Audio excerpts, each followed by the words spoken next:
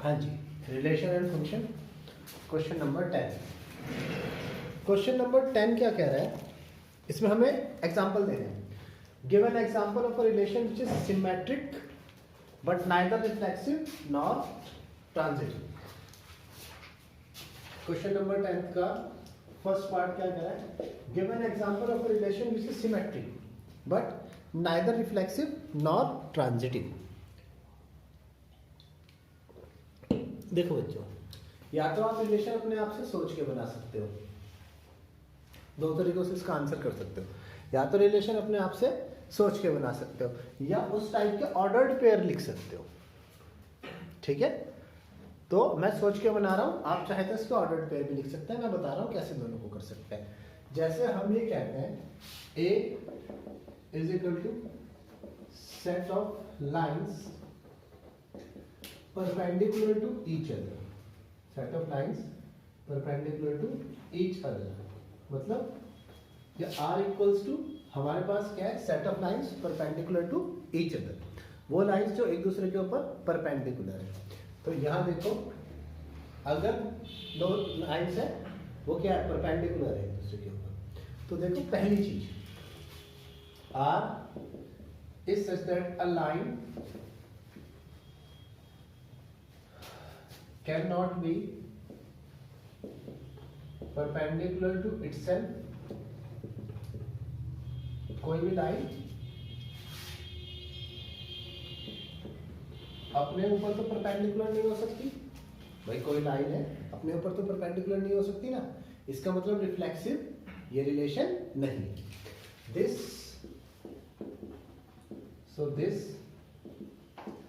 Relation is not reflexive. Now second, if L1 belongs to R, कोई line है जो R से belong कर रही है, हमारे सेट ऑफ परपेंडिकुलर लाइन से बिलोंग कर रही है, and L2 belongs to R, then L1 is perpendicular to L2, then if L1 is perpendicular to L2, then L2 भी क्या होगा, L1 के ऊपर परपेंडिकुलर होगा। नहीं आ रही मेरी बात समझ में, आ रही है कि नहीं आ रही है भाई? एक लाइन अगर दूसरे के ऊपर परपेंडिकुलर है, मान लो ये L1 है और ये क्या है L2, अगर हम कह रहे हैं L1 L2 के ऊपर परपेंडिकुलर है, तो हम ये भी कह सकते हैं कि L2 क्या होगा, L1 के ऊपर परपेंडिकुलर होगा। तो इसका मतलब है this relation is symmetric relation। ये रिलेशन कैसा रिलेशन है, symmetric relation. Third, if L1 is perpendicular to L2 and L2 is perpendicular to L3, then L1 will not perpendicular to L3।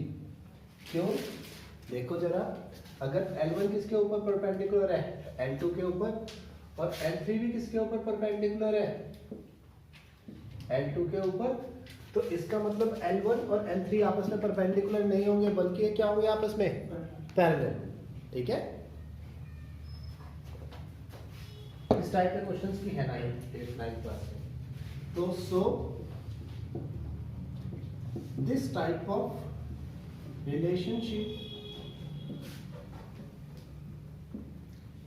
Is not transitive. तो ये वाली relationship क्या होगी, transitive नहीं है।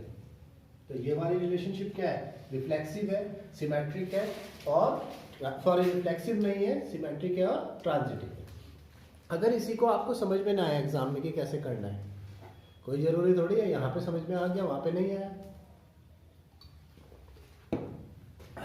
तो वहां पे क्या करना, R equals to set A B such that, अपने आप लिख देना, रिफ्लेक्सिव मत लिखना कोई भी। हमें क्या प्रूव करना है, ट्रांजिटिव प्रूव करना है ना, सॉरी सिमेट्रिक प्रूव करना है।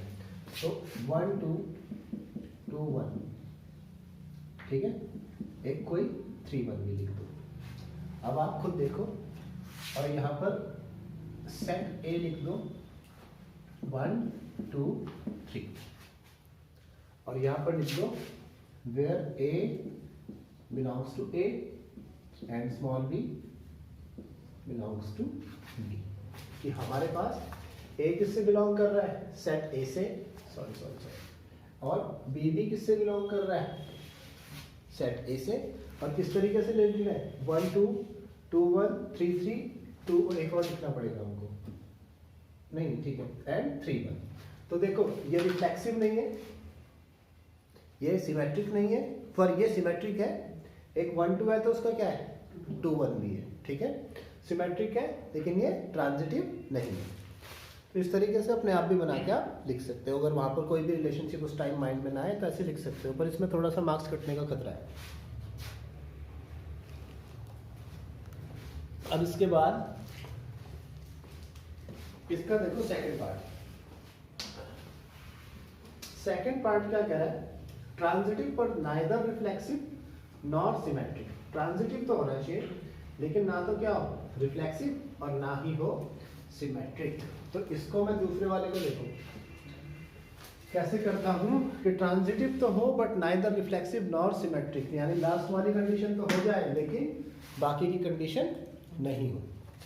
तो यहाँ पे देखो मैंने A एक सेट दे दिया 1 2 3 इसी से दे दिया, और रिलेशनशिप R ऐसे दे दिया A B such that A is less than B। A क्या होगा B से लेस होगा। अगर मैं इस रिलेशनशिप के ऑर्डर पे लिखूं बच्चों तो क्या होंगे 1 2 1 3 एंड 2 3। मेरी बात समझ में आ रही है, 1 2 1 3 एंड 2 3। अच्छा क्या क्या करना है इसको, रिफ्लेक्सिव करना है। तो देखो 4 since 1 1 2 2 and 3 3 does not belongs to R, so this relationship is not reflexive. So this relationship is not reflexive. मेरी बात क्लियर समझ में आ रही है। Now 1 2 belongs to R but 2 1 does not belongs to R. 1 3 belongs to R but 3 1 does not belongs to R. 2 3 belongs to R but 3 2 does not belongs to R. यहाँ पे but belongs to R but 3 2 does not belongs to R। या फिर हम इसे ऐसे लिख सकते हैं for every AB belongs to R BA does not belongs to R। अगर हम इसको एक ही लाइन में लिखना चाहें तो कैसे लिख सकते हैं, for every AB belongs to R BA does not belongs to R, so the relation is not symmetric। Relation symmetric तो नहीं है, ठीक है, but we know that 1 2 belongs to R, 2 3 belongs to R and 1 3 also belongs to R। देखो 1 2 किससे belong कर रहा है R से, 2 3 किससे बिलोंग कर रहा है R से, और 1 3 भी किससे बिलोंग कर रहा है R से। या फिर आप सिंपली देख सकते हो कि इस रिलेशनशिप में अगर A B से छोटा है, B C से छोटा है, तो A हमेशा क्या होगा C से छोटा ही होगा। अगर आप लैंग्वेज में लिखना चाहें तो ऐसे लिख सकते हैं। So for this relationship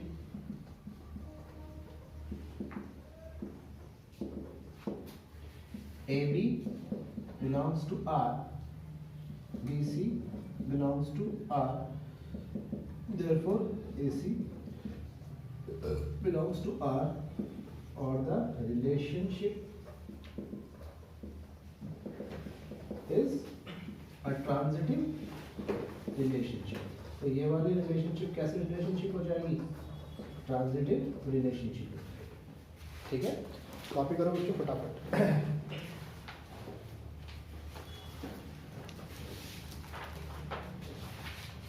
question number 4 इसको भी कराएंगे। ये है रिफ्लेक्सिव एंड ट्रांजिटिव। क्या है? Reflexive and transitive but not symmetric. Reflexive और ट्रांजिटिव होने चाहिए लेकिन सिमेट्रिक नहीं होने चाहिए। तो देखो इसके लिए हम क्या करते हैं, सबसे पहले हम ऐसे ही एक रिलेशनशिप लिख देते हैं जो रिफ्लेक्सिव और ट्रांजिटिव तो हो लेकिन सिमेट्रिक ना हो। अपनी तरफ से ही बना के लिख दो, जैसे 1 2 2 1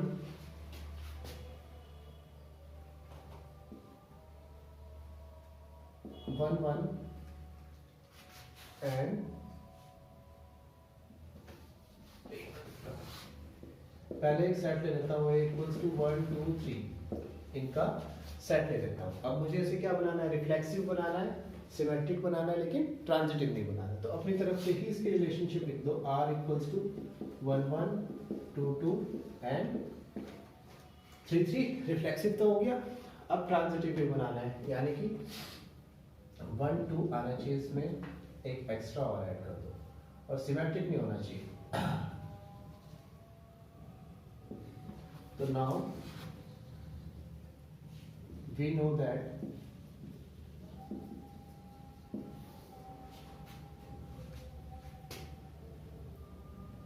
one one 2 2 3 3 belongs to R and इसमें 1 1 है 2 2, देखो 1 1 है और 1 2 है, और इनका जो रिलेशनशिप है 1 2 वो भी इसी में बिलोंग कर रहा है, and 1 1 and 1 2 belongs to R, then 1 2 also belongs to R. So this relationship is transitive, but for 1 2 there is no 2 1 belongs to R. So this relationship is not symmetric. तो ये वाली रिलेशनशिप सिमेट्रिक रिलेशनशिप नहीं होगी। जब एकदम से ना मिले ना कोई रिलेशनशिप, तो आप अपनी मर्जी से ऐसे सेट बना के, और ये जो रूल है हमें जो प्रूव करना है रिफ्लेक्सिव, ट्रांजिटिव और सिमेट्रिक वाला, उसको ध्यान में रख के ऐसे सेट बना लें, क्योंकि रिलेशन कोई भी हो सकता है इनके बीच में। ठीक है, और फिर ये लिख दो तो वो भी सही आएगा। ओके, अब इसके बाद फिफ्थ वाला क्वेश्चन चलो कुछ कर लेना, इसी टाइप से बॉक्स बना के कर लेना उसको। ये तो कॉपी कर लेते ना इधर वाला। अब देखो question number 11।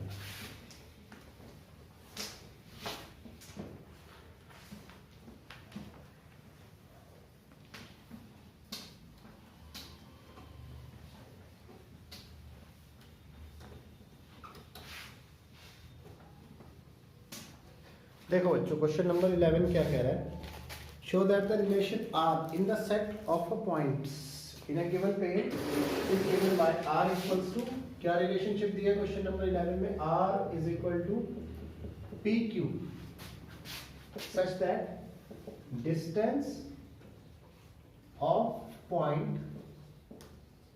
P from the origin is same as the distance of Q from the origin.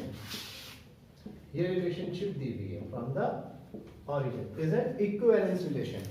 सबसे पहले मुझे इसे क्या प्रूव करना है, इक्विवेलेंस रिलेशन। तो इक्विवेलेंस रिलेशन प्रूव करने के लिए सबसे पहले क्या करूंगा, रिफ्लेक्सिव।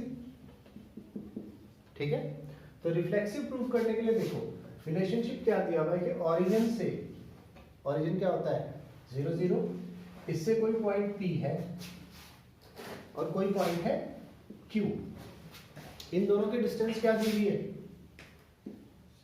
सेम दी है। तो देखो O की P से जब डिस्टेंस सेम दी हुई है तो अगर मैं दोबारा से वही पॉइंट लूं तो डिस्टेंस P की O से भी डिस्टेंस क्या होगी, सेम ही होगी। भाई O से जो P की डिस्टेंस है और दोबारा अगर मैं मेजर करूं सेम ए रिलेशनशिप मेजर करूं तो O से P की डिस्टेंस फिर से क्या होगी, सेम ही होगी, है ना। तो रिफ्लेक्सिव के लिए since we know that distance of OP from the origin always be same, so it is a reflexive relation। इसके बाद में सिमेट्रिक प्रूव करने के लिए we know that distance of OP equals to distance of OQ, distance of OP equals to distance of OQ। अगर दूसरी बार major करें और distance of OQ equals to distance of OP, भाई डिस्टेंस ही तो है, चाहे आप OP equals to OQ लिख दें या फिर OQ इक्वल्स टू OP लिख दें, बात तो एक ही है। यानी A रिलेटेड टू B लिख दें या B रिलेटेड टू A लिख दें। So this relationship is also a symmetric relationship. ये रिलेशनशिप भी क्या होगी, एक सिमेट्रिक रिलेशनशिप होगी। नाउ ट्रांजिटिव के लिए late any other point are on the plane such that OP, distance of OP equals to distance of OR, distance of OP equals to distance of OR and distance of OR equals to distance of OQ equals to distance of OR। पहले वाला भी लिख दिया, sorry पहला वाला point ऐसे कि सच that distance of OP equals to distance of OQ is equal to distance of OQ equals to distance of OR।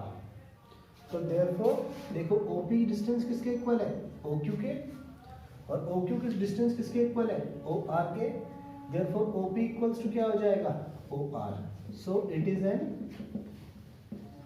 कौन सी रिलेशनशिप आएगी, ट्रांजिटिव रिलेशनशिप। तो ये वाली रिलेशनशिप क्या बन जाएगी, ट्रांजिटिव रिलेशनशिप बन जाएगी, ठीक है।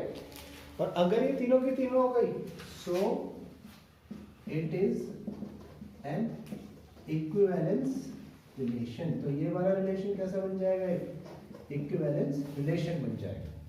अब इसके बाद ये क्या कह रहा है, further show that the set of all points from the O is circle passing through the centre. देखो देखो देखो, इससे नेक्स्ट एक छोटी सी लाइन और है, further show that the set of all points related to O is the circle passing through P with origin as a centre. तो इससे आगे क्या करेंगे, अगर हम इन सभी पॉइंट्स को मिला दें, इन सभी पॉइंट्स को मिला दें तो क्या बनेगा, एक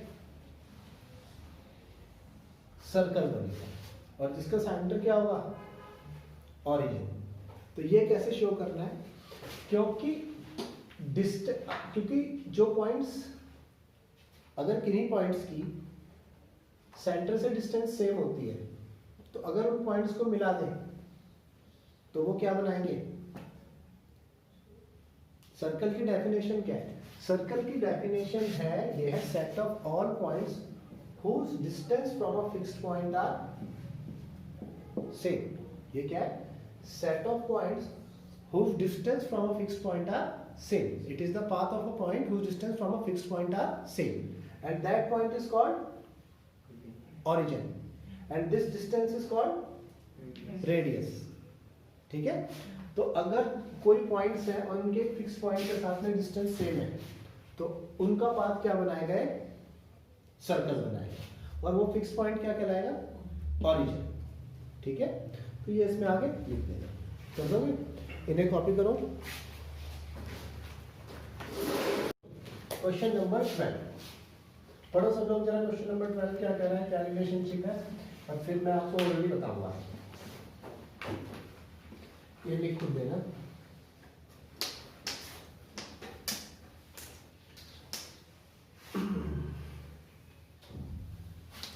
क्या है क्वेश्चन नंबर 12 में, show that the relationship defined for a set of triangles, set of all triangles, set of all triangles है हमारे पास में question number 12, set of all triangles, यानी ए में जो है सेट ऑफ ऑल ट्राइंगल्स है, और रिलेशनशिप है कि दो ट्राइंगल्स हम T1 और T2 कैसे लेंगे,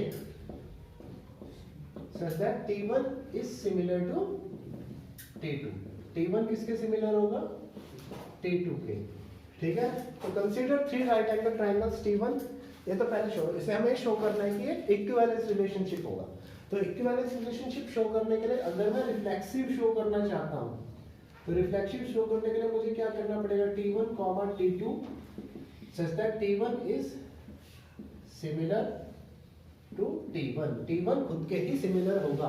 तो ये बहुत आसानी से हो जाएगा। कोई भी ट्राइंगल है उसकी साइड्स का रेशियो अगर मैंने कहा 3, 4, 5 है और उसे उसी के सिमिलर करना है तो फिर से उसकी साइड्स का रेशियो कितना है, 3, 4, 5। अगर उनका रेशियो लेंगे तो क्या आएगा सबका 1। समझ में आ रही है बात? या फिर भाई खुद को ही दो ट्राइंगल है वो आपस में सिमिलर ही होंगे क्योंकि उनके सारे एंगल्स, एक ही ट्राइंगल को अगर दोबारा ले लूं तो उनके सभी एंगल्स क्या होंगे आपस में, सेम।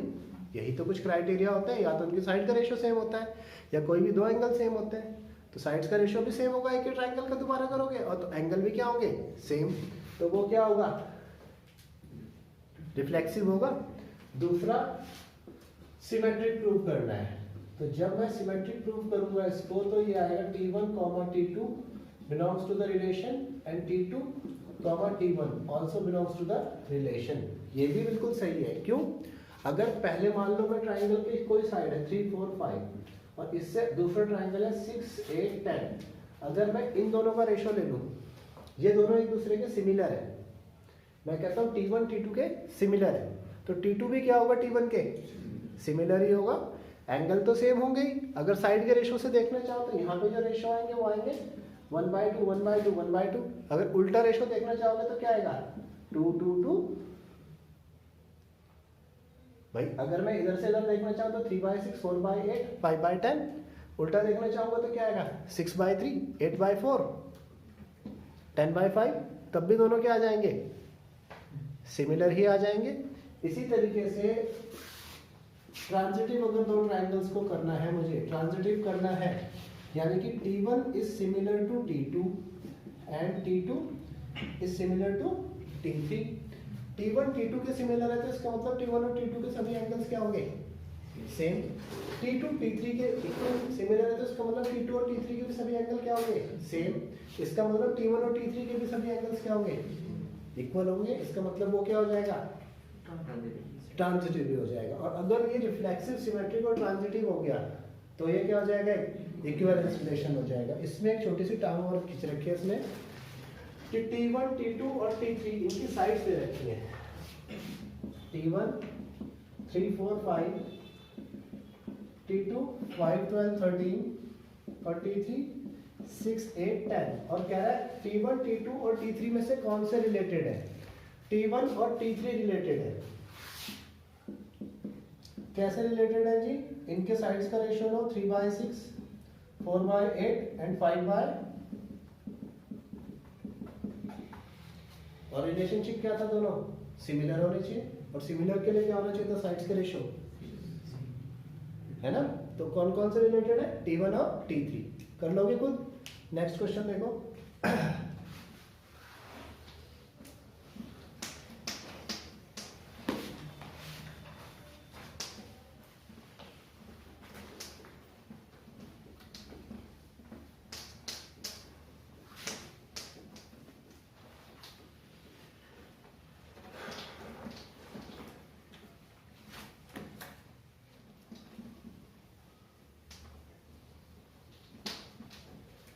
इससे जो हमारे पास नेक्स्ट क्वेश्चन है वो क्या कह रहा है, उसमें जो रिलेशनशिप डिफाइंड है भाई वो है relation is defined for the set of polygons. Set क्या है, polygons. A equals to a set of polygons. Polygons क्या होते हैं पता है,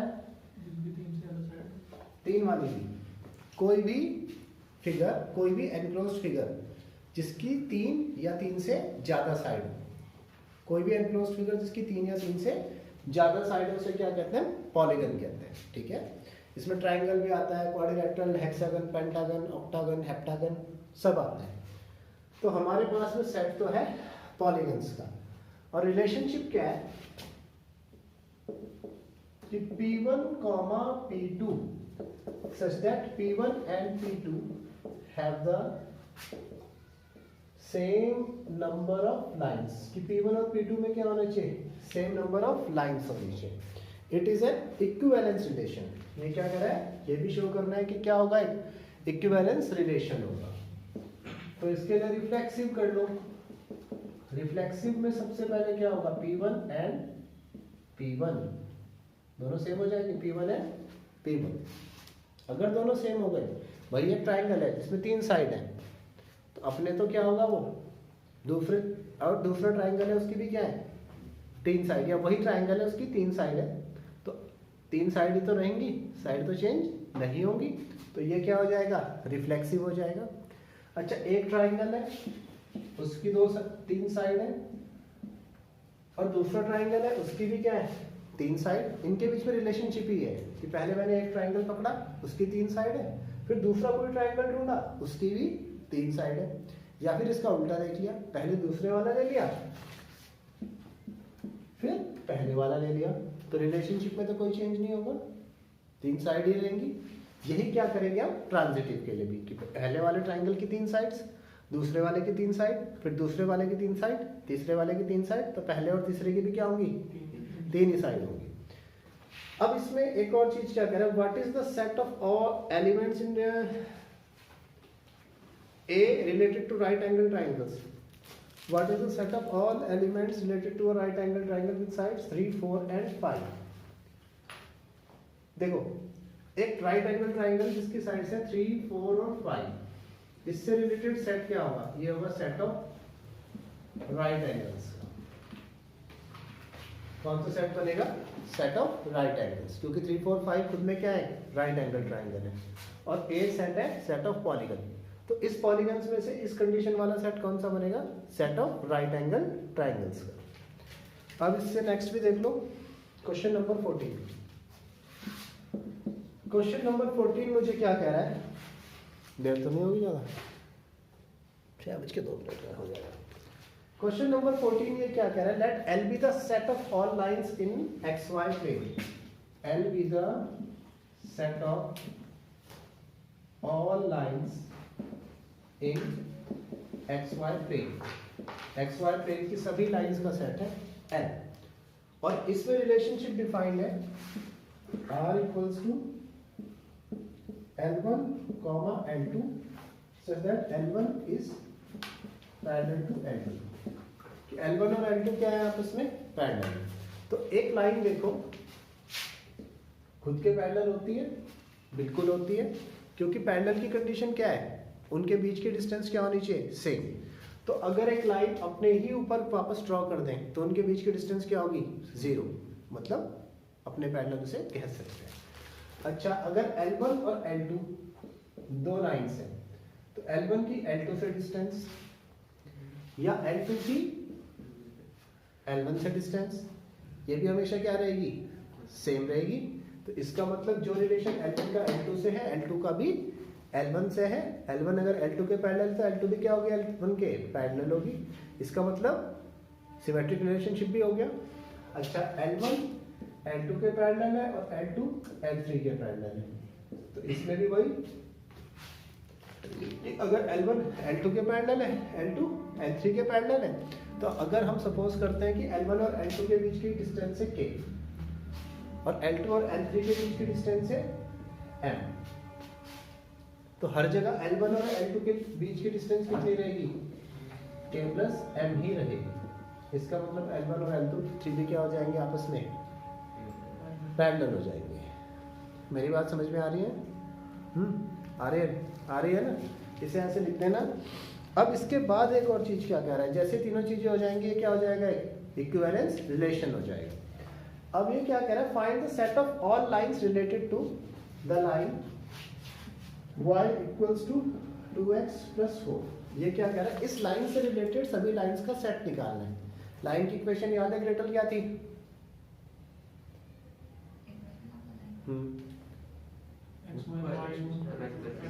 y equals to mx + c, जहां पर m क्या था, इसका स्लोप था। और पैरेलल लाइंस का स्लोप क्या होता है, हमेशा सेम होता है।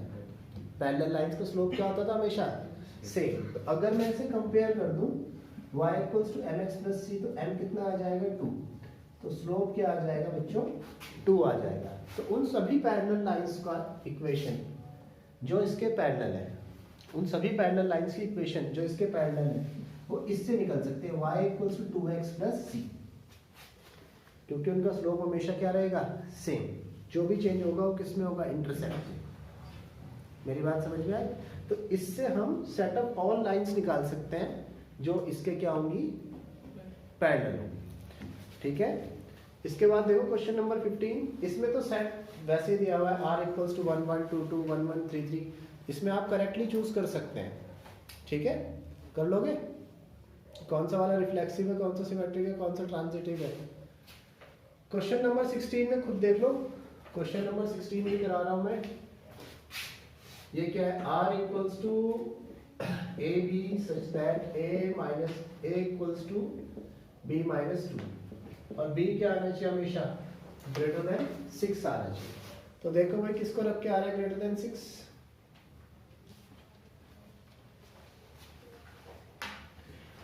किसको रख के आ रहा है भाई, b ग्रेटर देन 6 आना चाहिए और a इक्वल्स टू आना चाहिए b - 2। मेरे ख्याल से c को देखो, c से आ रहा है, c जो ऑप्शन है ना 6 और 8, देखो ये इस कंडीशन को सेटिस्फाई कर रहा है। 8 इक्वल्स टू नहीं सॉरी 6 इक्वल्स टू 8 - 2 और यहाँ पर जो b है वो ग्रेटर देन 6 b है। तो इसका ये वाला ऑप्शन है, ऑप्शन सी। ठीक है, ये करके खत्म। अब कल करो छुट्टी, परसों करेंगे फंक्शन। ठीक है, लो